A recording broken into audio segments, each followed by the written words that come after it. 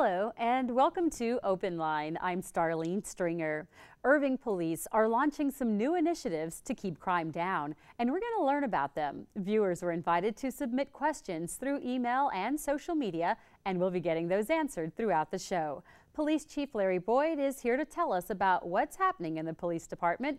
Thank you so much for being here. Thank you, Starlene. It's good to be here. Well, it's great to have you, and it's great to have good news to start the show with. I understand that things are going good. Crime statistics for 2013 are down, right? Absolutely. We just closed out the books for 2013, and you know, it's my privilege to be able to report that for now the 9th year in a row, Irving has seen crime stats go down. The overall crime has gone down. As you recall, when we talked about this last year and the year before and the year before, right. 2007 is when Irving hit its lowest crime rate on recorded history. So, in other words, crime had never been lower than it was in 2007. And then for 6 years consecutive after that, we've set a new record low every year. And so now here we are in 2014, and 2013 is just finished, and crime has never been lower than it was in 2013. So that's a great story to tell, something that certainly we as a community can be very proud of. For sure. And what do you attribute that to? Well, there's no one factor. Okay. There's not one particular thing that will work right to say, well, we can do that and do it again next year. There's a lot of different things that have to go very well. And you know, and I always say that without a very strong community, doing a lot of things right and looking out for each other, caring about what happens in their community, this would never happen. So this is not just a police department win. We'll talk about some of the other things that the police department's doing and how we try to focus and partner with the community to make sure that we keep this going in the right direction. Definitely. But right now, as we focus on crimes, let's find out what types of crimes actually saw the biggest reduction.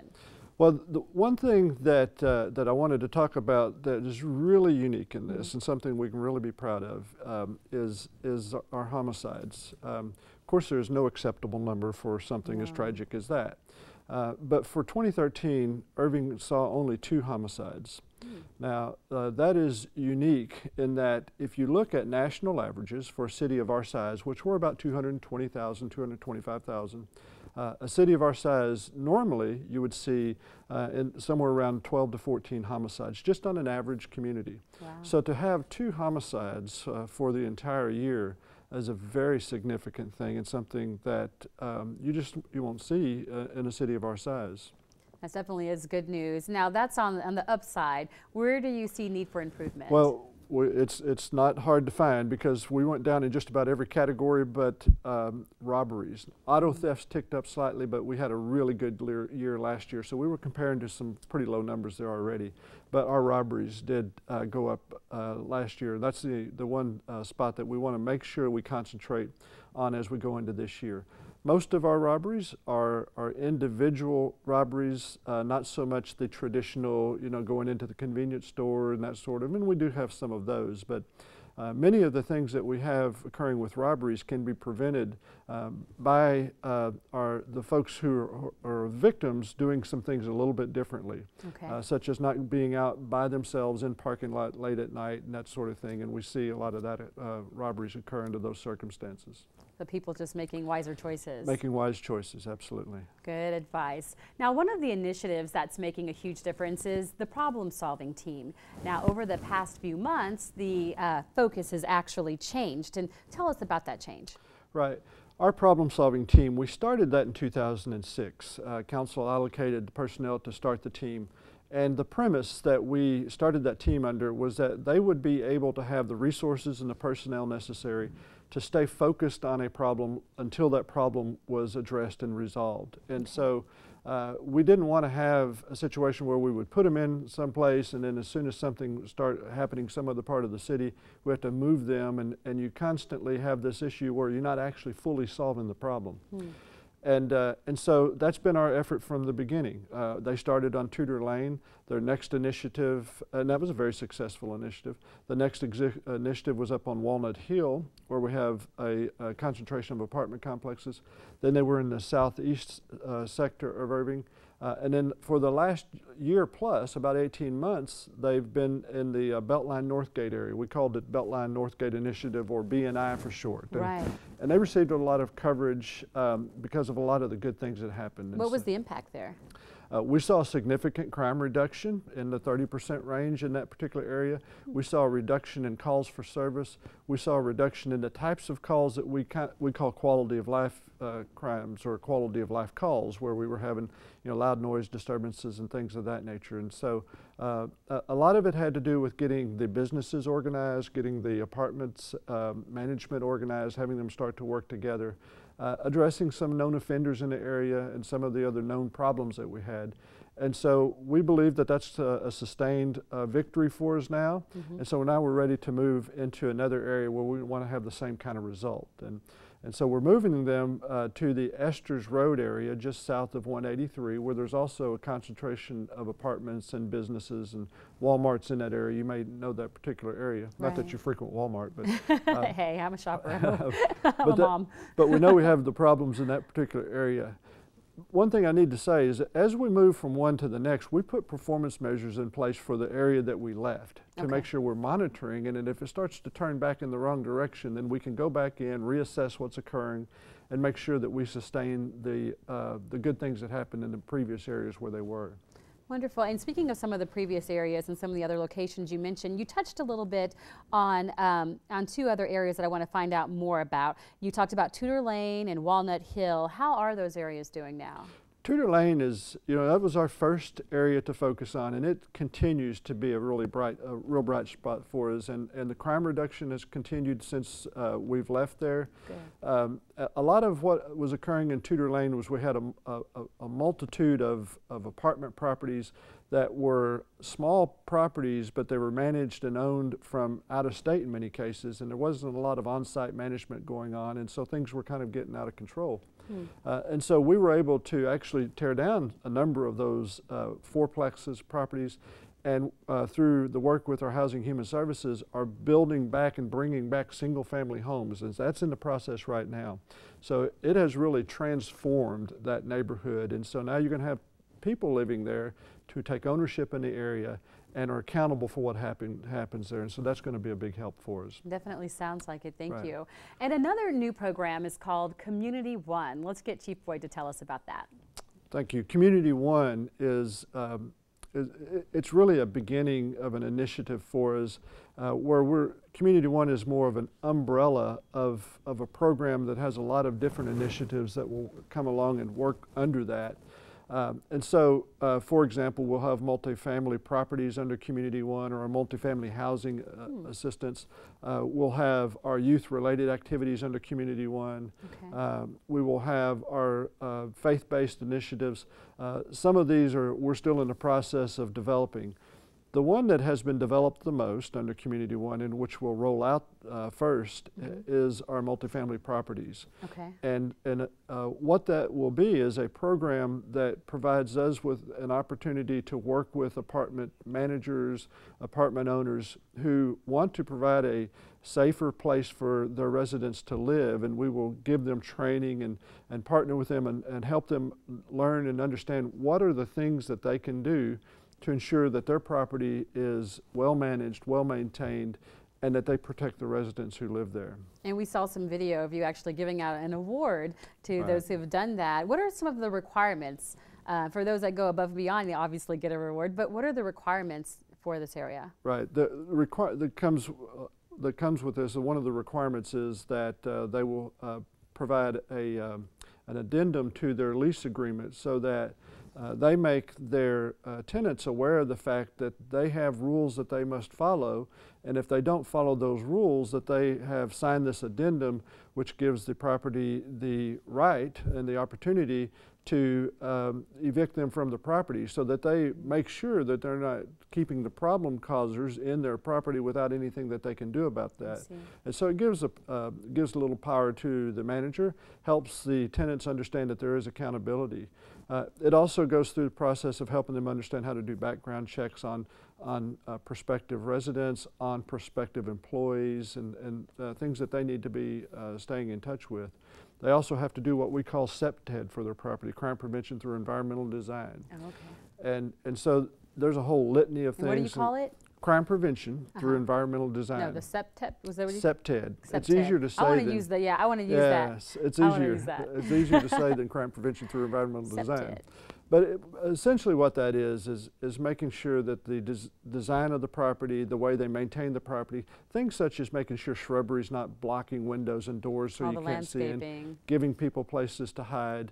But Sure. in essence, having a sharp, clean property that sends the message that people are in charge here, people care, and I can't get away with just anything. As opposed to the other messages, nothing really is taken care of around here, nobody really cares, and I can do whatever I want. That makes sense. So why is it so important to focus on apartments? Well, Irving has about 60% of our residents who live in some type of multifamily communities. And so on an average of a city of our size, you typically don't see much over 50%, and in a lot of cases it's under 50%. And so we have a large number, a significant portion of our community who live in multifamily properties. That's one reason. Another reason is a lot of our multifamily properties are starting to get a little older. There's nothing necessarily wrong with being an old multifamily property if it's well managed and well maintained. If it's not, there is problems, and we will see the results, which will have a negative impact on things such as our crime rate. And so, you know, we have obviously a vested interest from that reason alone to make sure that we're doing everything we can to help them manage these properties in a way that helps people live safely, provides them with a quality place to live, and just presents the kind of image that Irving wants to present. For sure. And there's a mandatory program, I understand, for some apartments already, right? There is a mandatory program, and that's one of the big reasons we wanted to do the Community One program, to have a separate entity where people who want to volunteer, and these are for apartment properties who are proactive and want to kind of get involved in this. Sure. But we do have what's called crime-free multi-housing, which is very similar, but it is mandatory for properties which code enforcement rates at a level 3 or a level 4. And so we have basically 4 levels of ratings, 1, 2, 3, and 4, with 1 being the best. And those who fall into the 3 and 4 category are by ordinance mandatorily required to participate in the crime-free multi-housing program. And that has a lot of the components that I described from the Community One, but it's not voluntary. Well, you already touched on it a little bit. Can you give us some more ideas of what people can do, homeowners can do to make their neighborhood safer? Well, there's the big thing that I always tell people is to be connected with your neighborhood. Very good. And so that means doing the kinds of things necessary to know who your neighbors are. I mean, that sounds simple, but people just don't do that anymore. I was going to say, yeah, I'm guilty of that. It's like you pass by, you wave, but you have no, well, for me, I have no idea what your name is. So if you're my neighbor, hi, which is really bad. I need to meet my neighbors. Right, yeah, and that's pretty common these days. And so it does take, a continual reminder that that's important. And paying attention to what's going on, in your neighborhood. Some of the same things that are important for the multifamily properties are important for single family as well. A little bit of a different dynamic, but keeping things maintained and all the concepts with CPTED, keeping bushes trimmed and making sure that people recognize that your property is well maintained and somebody cares what goes on here. That's one of the things. Alarm systems are good, certainly. You want to make sure it's well functioning, because otherwise we respond to a lot of those false alarms. It's annoying for y'all. which we don't want to add to that. But it is a good tool as long as it works well. Right. We have a new program that helps people, I think, stay connected in a way that we do things now. Right. It's called nextdoor.com, and folks can go to our website, which is irvingpd.com, and link to nextdoor.com. Is that kind of like Facebook? It's kind of like Facebook? It's similar to that. It's more of a bulletin board, an online bulletin board, and every neighborhood in Irving, there's like 105 of them, are already identified on this bulletin board. Nextdoor, onnextdoor.com. We got to see a little bit of it on the screen there so people can see what it's like. So people can go in and sign up in their neighborhood, and it's private for their neighborhood, and then they can post messages and have these conversations within their neighborhood to talk about what kind of things that they're seeing.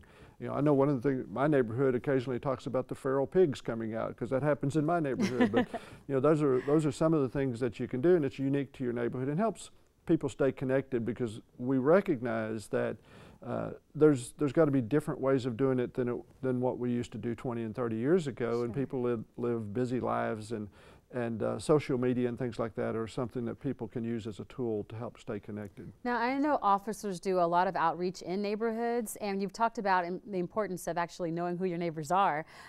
What is the other importance of that? Just if you have an emergency, you need to run to their house and knock on the door, if they notify you or something. Why is it such an important thing to know your neighbors? Sounds silly, but why? Right. Well, the main thing is, if you know your neighbors and know a little bit about what they do and who they are and what their habits are, you're going to recognize if something's out of the ordinary.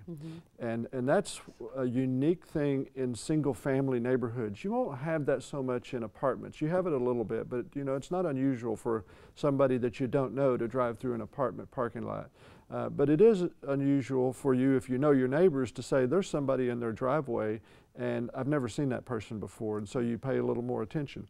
And we do get calls like that. We have caught burglars that way, where a neighbor calls and says, there's a pickup in my neighbor's yard across the street and they're at work and I know that's not them. And have caught burglars that way. So that's one of the big reasons. I remember we used to have a neighbor growing up, a little short story here, but we used to always think, man, she's so nosy, because she would be like, she'd call our mom, tell us if something, if something was going wrong. My mom knew if we had people over and we shouldn't have had friends over. My brother had a party, my mom was going to know before she even got back home from work or anything. But in hindsight, it was wonderful to have her, because she kept an eye on us and made sure everything was safe. And it's kind of like what you just described. If you see something out of the ordinary at your neighbor's house, you know to call 911, call the police. Absolutely. So go meet your neighbors. That's the tip for the day. Like, the police department is more active on social media, including posting pictures of fugitives on Facebook. Let's find out how that's working. Good? Right, it's working well. We have to get into social media. People communicate differently these days, and a lot of folks don't even get news from traditional news outlets anymore. Don't say that. I know you don't like to hear that, but many people, they stay in tune with what's going on through Facebook and other social media avenues, and so we need to communicate that way as well. One of the things that we have started doing on Facebook is putting out our top 10 most wanted list. And we've actually had people looking at it and recognize, hey, I know that person, and then contacted us through Facebook, and we've been able to make some arrests.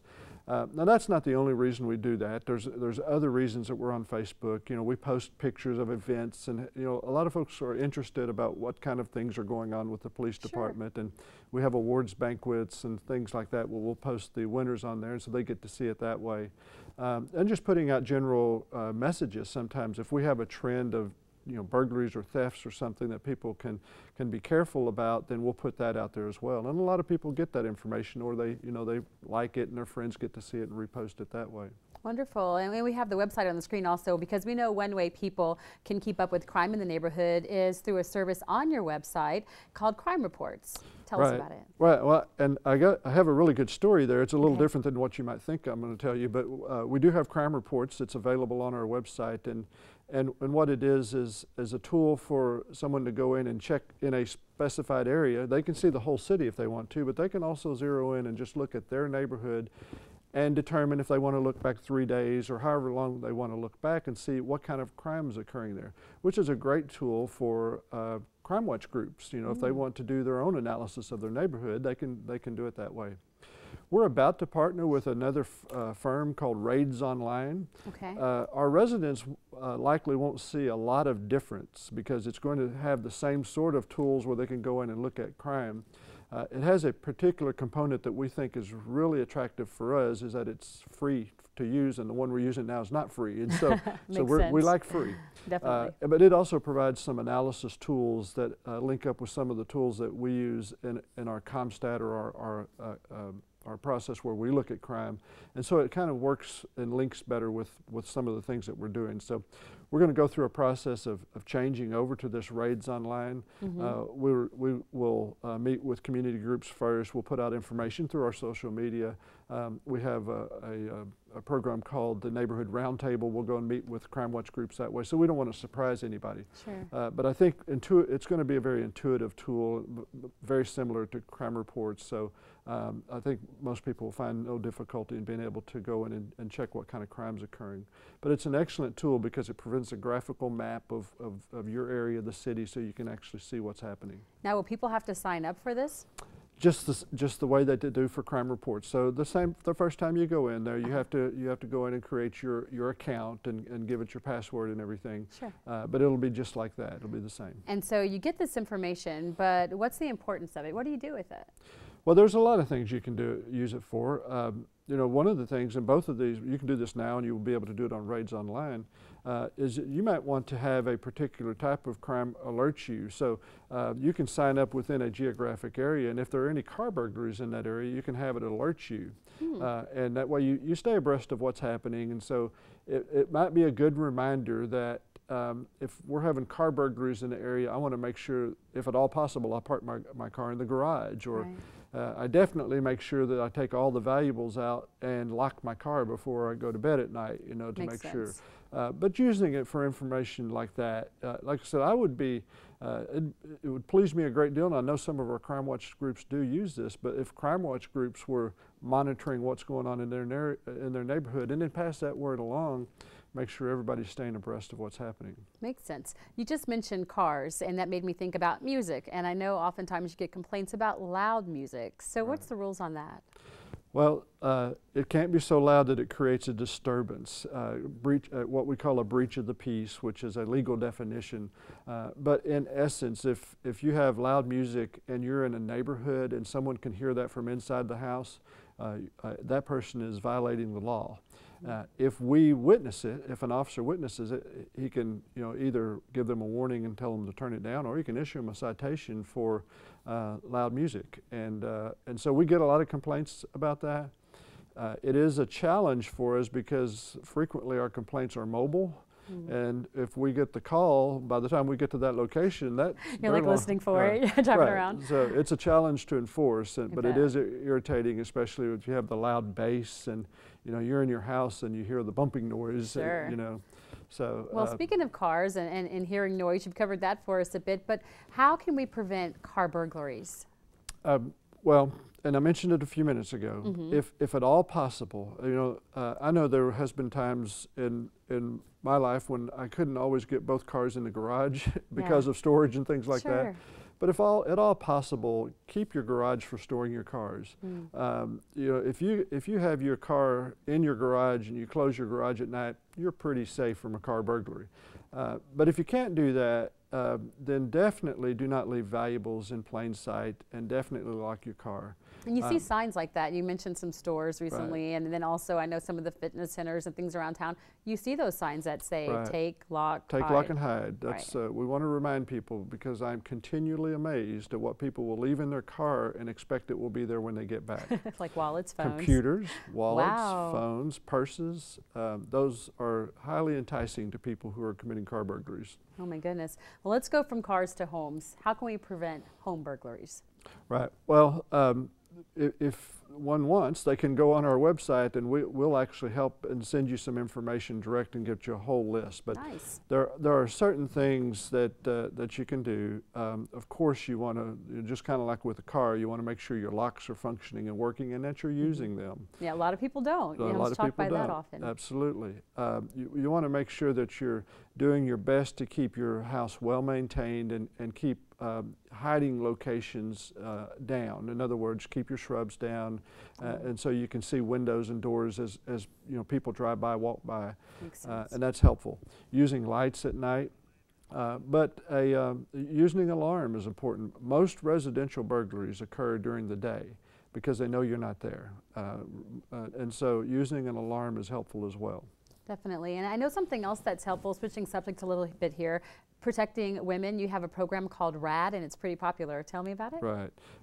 RAD stands for Rape Aggression Defense, and it's essentially a women's defense program. women and girls 12 years old and up can participate. We just started this last year. It's been hugely popular. Even our mayor has attended and gone through the course. Yeah, we're seeing some of that video now of different people there. Right, and so everybody who's gone through it has been very appreciative of the effort. For years we've had people, we've had women ask us, well, do y'all provide any kind of defense class? And for years the answer had to be no, up until this year. And so this year is our first year to start providing that. It gives women tools and skills, but it also, and the mayor's told me this, it provides a level of self-confidence about what you're capable of doing and what you know you would do. And so it's been very effective. We've also run in the summertime some girls retreat camps centered around RAD, and so we did a couple of those. Those were really popular. We're planning to do those this summer again. Very nice. And when you mentioned retreat and camps, it made me think about police activity leagues. They are very, very popular, especially with the kiddos. Boxing, archery, other activities. What do you hope the kids actually get out of that? You know, we had about 837 kids go through that last year, wow. So it's a very popular program. Mm-hmm. The main thing that they get out of that is some of the things that you get out of the RAD class is some confidence, a little bit of mentorship, seeing our police officers in a role where they can provide mentorship for them. The big thing that our program produces is an opportunity for kids to stay fit. And so that's been very effective as well. But you know, when we look at the rate of recidivism, or you know, the kids that go through that program that get in trouble, over the last few years, we know that 100% of those kids have stayed out of trouble. Wow. Not a single one of those kids has gotten any kind of trouble. So Very they're good. getting a good message there about, you know, respecting themselves and respecting other people, taking care of themselves, and so it seems to be working really well. It sounds like it. And we're just about out of time, but I do want to mention that over the new year, officers were very involved in catching drunk drivers. And what are some of the various initiatives, Chief Boyd, that they used to do that? Well, we've increased the size of our traffic division. Mm-hmm. Last year, we also put more of those, our traffic officers on the night duty where they're working, and their primary focus is for arresting drivers who are driving drunk. And so that's been one of our efforts. The other thing that we've been doing for the last couple of years that's effective for us is around holidays where you tend to see a higher incidence of drunk driving. We've been running the no refusal weekends, and yes. Essentially what that is that if we have probable cause to believe that you're driving drunk, then we will get a judge to sign a warrant, and we will take your blood for Good. the DWI. There is no refusal. That's why we call it no refusal weekend. And those have been effective in not just arresting drunk drivers, but you get a lot of media attention. So hopefully people are getting the right message about, you know, driving and drinking and not doing that. And speaking of driving, drivers may also see new speed trailers on the streets. What are those for? Whenever we get complaints of speeding around town, one of the first things we try to do is put out the speed trailer if it's an appropriate location. And a lot of times what the need is to remind people what the speed limit is. And so it's a very effective tool for us. If you've passed them, you can't miss the fact that it's telling you how fast you're going. The other thing that we put on there is the speed limit, so you can compare. And it's more of a communications tool, but it also registers all those speeds going through, so we then get that feedback to know, yes, there is a problem, and it's around noon or it's around 2. I see, that makes and sense. Then we'll come back with people who will actually give a reminder that you won't forget. I bet. Well, you know what, Chief Boyd, a lot of people are interested in participating in the event that you have coming up very soon, the Citizens Police Academy. It's right around the corner. When is the exact dates for those who want to sign up, and how do they do it? You're going to have to go on the website to get that, because I don't recall the exact date, but it is on our website. That's a very popular program. I'm continually amazed at the fact that that class is full every time we do it, and it's a great class. I get lots of good feedback from people about the tremendous opportunity that it is to learn a lot more about policing, but a lot more about how they as a community can work with us as the police department to keep this community safe. There's a lot of good stuff on your website, so they need to go to the website There's for the Police Academy stuff. You mentioned protecting your home. You have information that can be sent if they request it from there too, so a lot of folks need to head on out. So thank you so much, Chief Boyd, for taking time out of your schedule to join us. Thank you. And thank you for watching. I'm Starlene Stringer. Please be sure to join us live on Thursday, February 13th at 1:30 p.m. for our next edition of Open Line. It's Heart Month, so we'll be focusing on your heart health.